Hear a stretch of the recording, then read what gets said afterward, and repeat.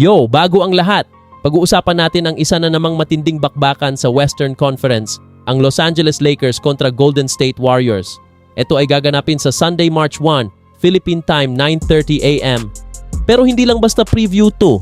Isasama natin ang latest injury update at ang pinakamainit na tanong ngayon, makakabalik na ba si Kristaps Porzingis? Kung Warriors fan ka o Lakers Nation ka, siguradong ayaw mong mamiss ang analysis na to. Halika at simulan na natin. Mga idol, hindi lang ito regular season game. Parehong teams ay naghahabol ng mas magandang playoff positioning. Sa Western Conference ngayon, sobrang dikit ng standings.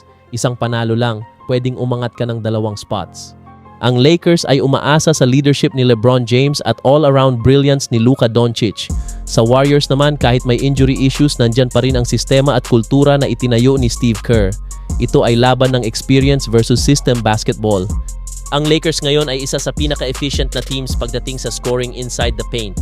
Malakas sa half-court offense, elite playmaking ni Luka, leadership at clutch factor ni LeBron, solid contributions mula kay Austin Reeves.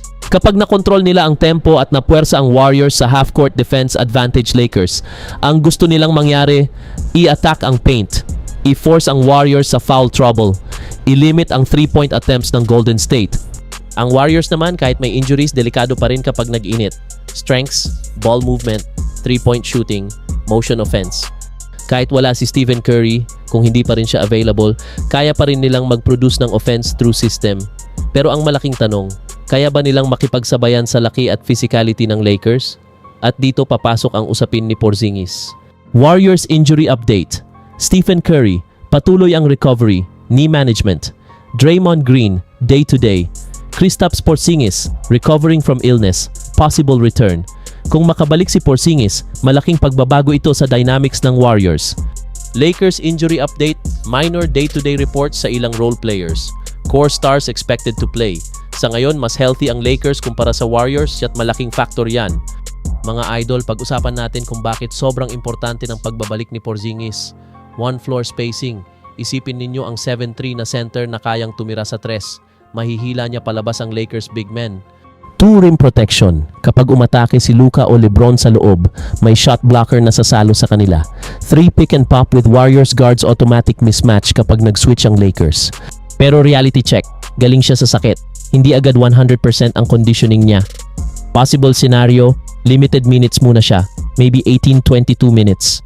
Key matchups. Luka versus Warriors defense. Kailangan ng Warriors ng team defense. Hindi pwede isolation lang.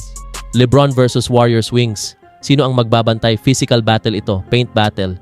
Kung wala si Porzingis, Lakers advantage. Kung meron siya, magiging balanced ang laban. Kung fully healthy ang Lakers at limited si Porzingis, slight edge sa Lakers. Pero kung makabalik si Porzingis at makapagbigay ng 15+ points at rim protection, close game ito hanggang 4th quarter.